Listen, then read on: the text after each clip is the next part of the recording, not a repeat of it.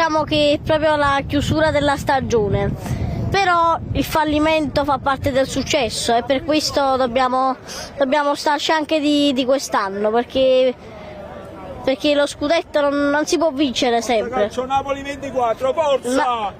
Non distrarre, però stiamo facendo l'editoriale. Vai!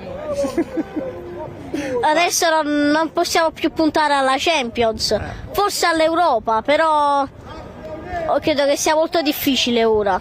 Però il successo, tra il successo ci sta anche il fallimento. Il fallimento fa parte anche del successo. Grazie mille. Tu cosa vuoi aggiungere? Sempre Forza Napoli, anche se oggi abbiamo giocato malissimo, abbiamo